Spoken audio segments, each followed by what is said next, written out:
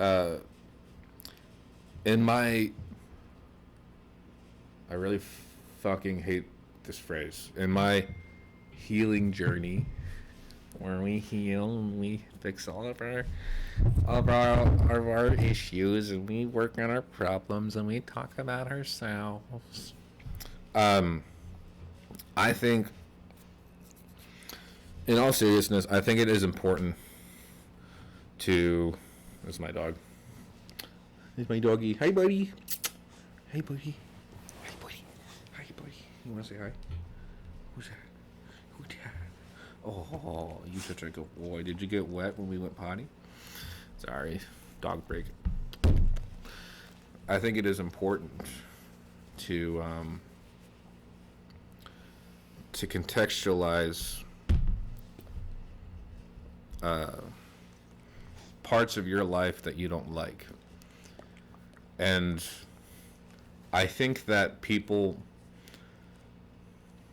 my worldview is very different from this, and it took me getting older to maybe consider it. I think people really want for things to have purpose. And I think it's important to assign value to things, to be able to make peace with them. If you go through a bad experience, and if you survive it, if you try to look at it as an opportunity or a life lesson or something that is going to add to your character or an understanding about the world that you wouldn't have had beforehand, so long as it is not so debilitating that it is just a constant reminder of pain, I think it is possible for most circumstances, except for some pretty extreme ones. Until we start getting into trauma territory, where it's just shit that you have to fucking move past. Yeah, I didn't like my job for the last few years of it. Before I left, I worked in a jail, and I did learn a lot of things from it, which is why I wrote a book about it. I'm probably going to write a few more books about it. My next one is about management and leadership. Hi, buddy. And then the one after that will probably just be valuable life lessons. And this is, if I were to write that one, this would probably be one of the chapters. Anybody who has any questions about it, I would love for you to ask it, because for me, it's just inspiration for writing. But the most valuable lesson, or not the most valuable, but one lesson that rings the most true with me in jails, that I learned at least, is just how bullshit appearances are. I kind of knew this beforehand because, well, I think the problem that we have is that we care so much about perceptions of things, and we try to understand things from having too little information about it. The best example I can give about this, I feel like everybody's trying to be like Sherlock, where the whole you can learn a lot about a man from his shoes statement. Like, I feel like people try to glean a lot of things about that. I think that's why we have behavioral analysis or body language experts, or all these fucking things that go with it. When I was a kid, I was very shy. I did not like to talk. I still don't like to talk sometimes. It's still very awkward. It's very hard for me to like watch myself and rewatch these videos because it's just awkward for me. I don't like my voice for a lot of situations, unless if I like do a little character voice or like do a little deep voice, because I like the way my voice sounds when I force it to sound a different way. And you know, growing up, I didn't like talking to people, but I have really bad resting bitch face. So even as a teenager, I look like this. And that turned a lot of people off to me, because for whatever reason they were scared. They thought I didn't like them. They didn't really know what was going through my head. Only people that went out of their way to talk to me ended up becoming my friends, because when you're an introvert, you just kind of get adopted by an extrovert. But one thing that I've consistently been told. I'm gonna drink some fucking fluid. Is that I thought you were an asshole until I got to know you. And I hear a lot of people get told that, and I've heard a lot of people had similar experiences to it. In law enforcement, to police officers, image is everything, and I think that is their greatest weakness because they care so much about image that sometimes they only do things for the image of it. And you know, one thing I will tell you is like I've had to talk to a lot of people that I think ignorant people would be very scared to talk to. It's very scary for the idea to talk to criminals every day. It is not that scary. Most criminals are normal people. Some of them have really bad personality disorders. Some of them are just people who do really stupid things, and pretty stupid people, to be honest with you. Some of them are just people who've made mistakes, and those mistakes keep fucking coming back to them. And they cannot stop making mistakes, or they're in positions where they're not really thinking, or they need to sell drugs to make ends meet because they can't get a job because they're a prior convict or whatever. You know, it's not no judgment from here unless you're a child molester, because fuck child molesters. You know, I've learned that to really get to the heart of an issue, you have to not care so much about appearances. Even with the few views I've gotten on this channel, all fucking, I have one video that has like 100 something views. This video is probably gonna get 0. Most of my videos get like 0 to 5 views. And still, people like will care more about the camera quality or the audio quality or all of these extra factors that don't really matter at the end of the day. For something this small scale, for something that's not like a big budget production, and people will care more about the label of something, or they'll care more about the idea of something, or how something looks. And I will tell you that that is probably one of the biggest reasons why people continuously have problems, why problems never get solved, why we have to pay so much money for therapy to work on our problems, and why therapy has to be so private. Because people care so much about their image because of this mentality. We're very visual-based people. You know, whatever we see, that's what we think, right? Like, you're looking at my hair, and you're like, oh, you need to get your hair fixed. Or you're looking at my acne, and you're like, put some fucking cream on. And that's true, right? But at the end of the day, right, it's visual.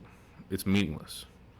And we have a hard time looking past that, right? My acne is temporary. You know, you get breakouts. If I don't eat correctly, you know, my breakouts are worse. The past few weeks, you know, me and my fiance, we've just been kind of eating whatever, and the high sugar and high salt and high oils make my skin oily, and I start breaking out. I gotta eat better and do whatever. But my hair, right? I just woke up. I'm not going to make sure I look perfect for you, unless if I'm getting paid a lot of money to fucking do this. Maybe. Until then, I don't care. A lot of inmates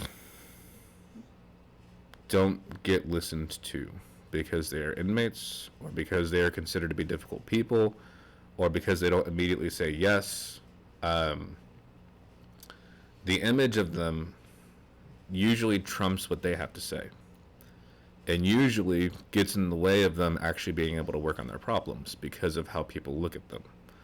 Same thing with officers. Officers are very judgmental towards each other because one of the things that we're told is that the biggest determinant of your life as an officer being in danger is whether or not your uniform looks good.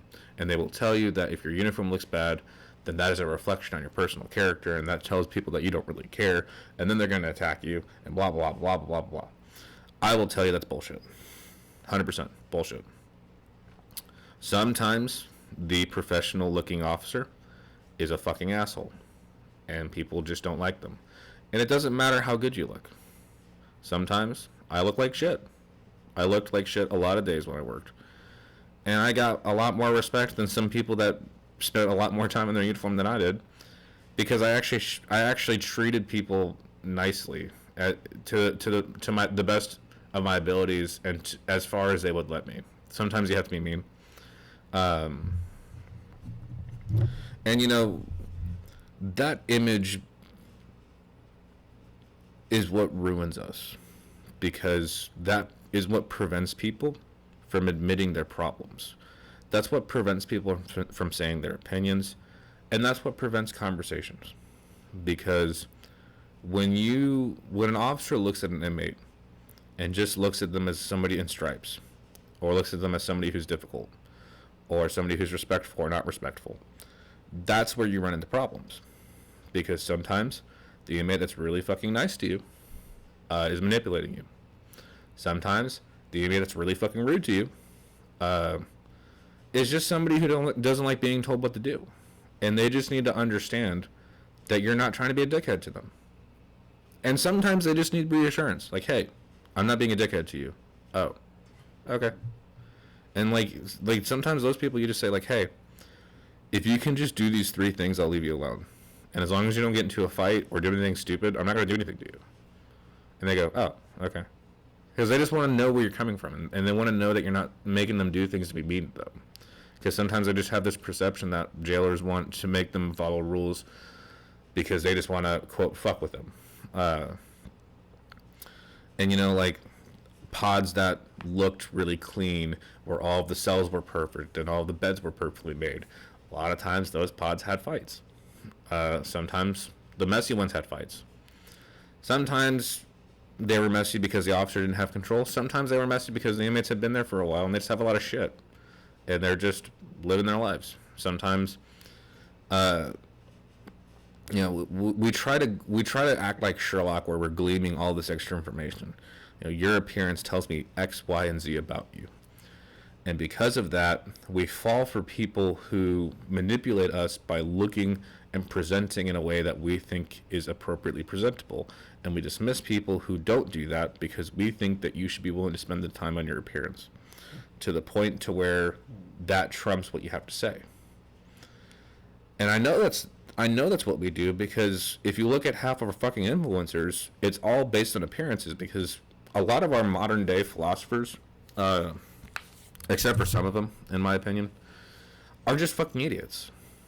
They're just people who don't have a real good understanding of what they're talking about, and they talk about a lot of subjects that they don't really know about.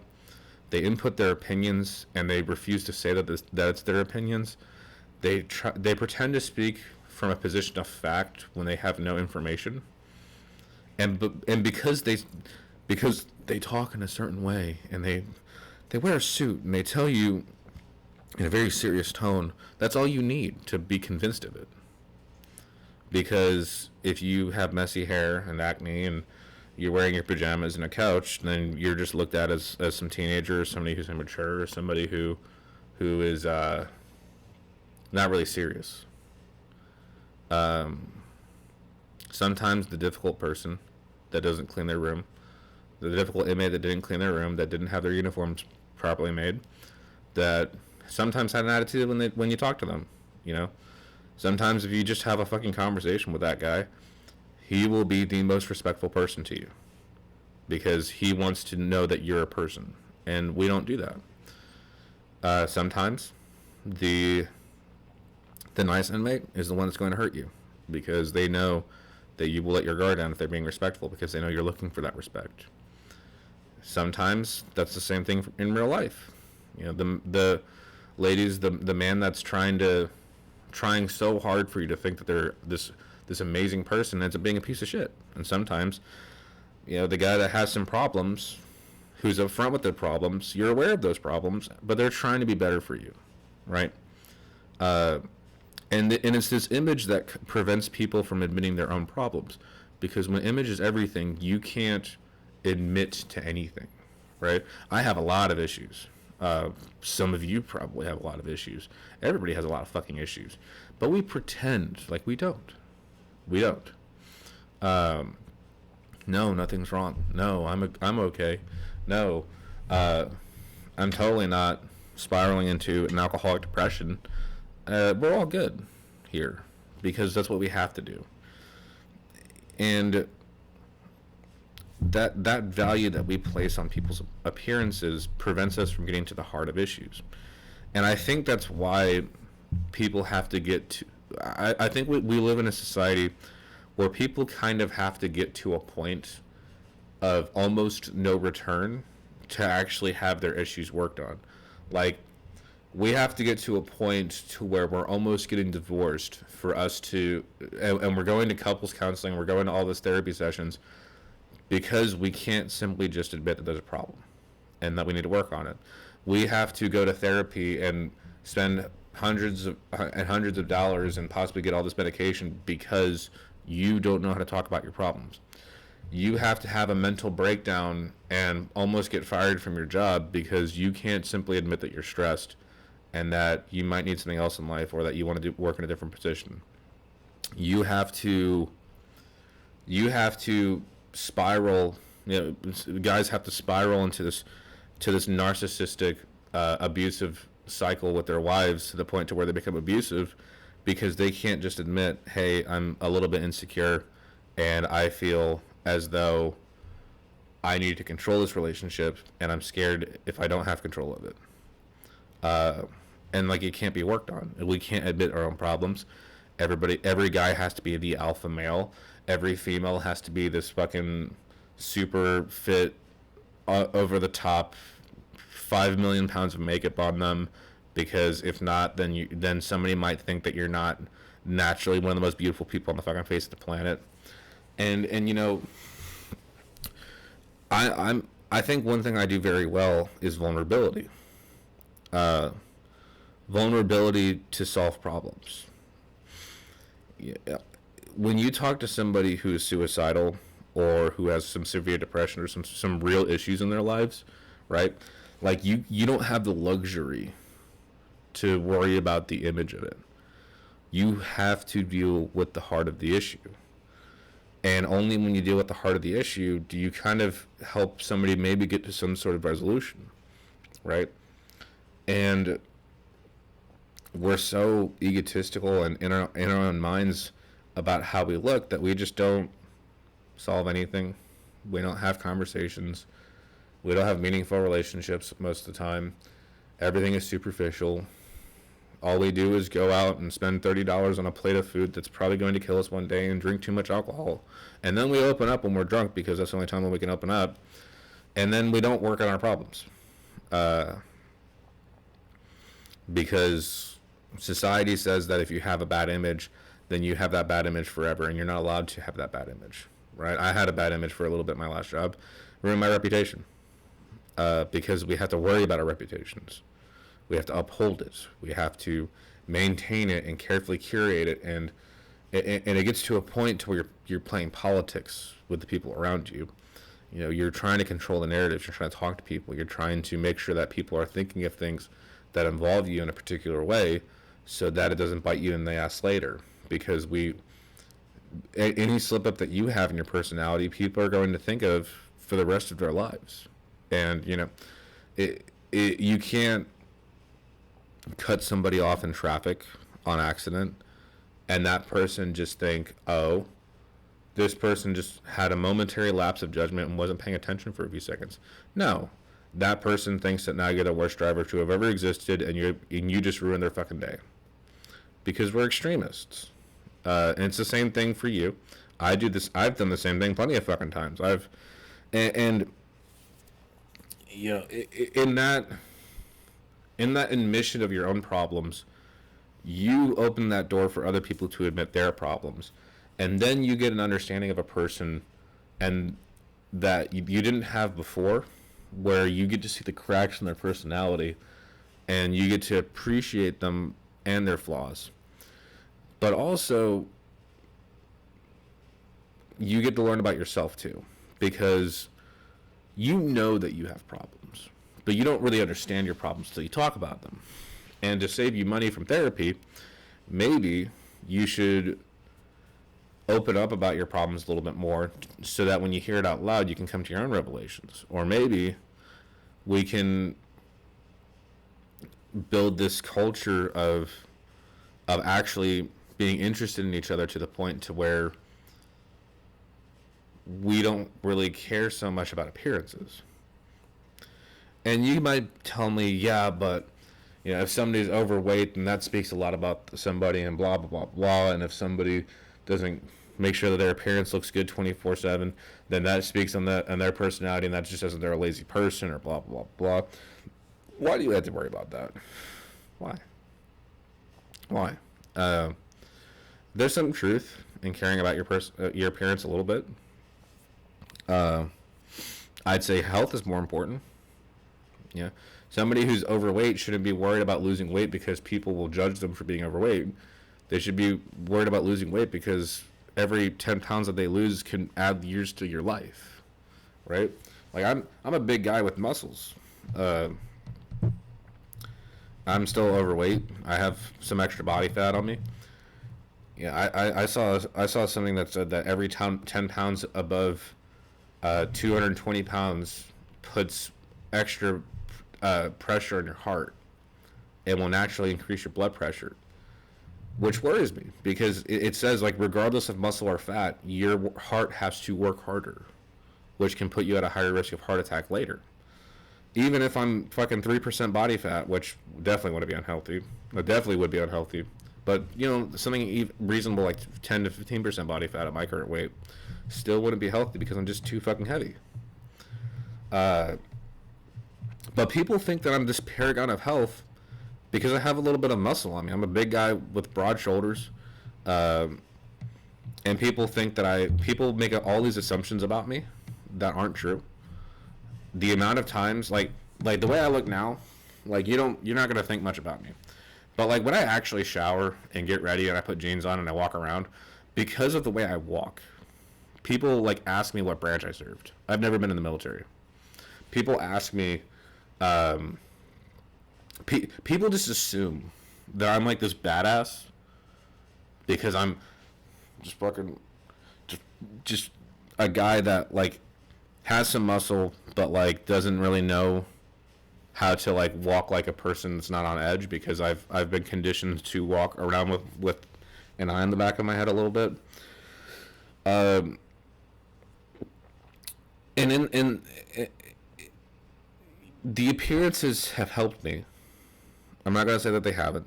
I think that if we really looked at appearances, I wouldn't have been nearly as successful as I was because people would have looked past the good parts about me, that I'm tall and muscular and have a serious, stern face, and would have realized that I have a lot more personality issues.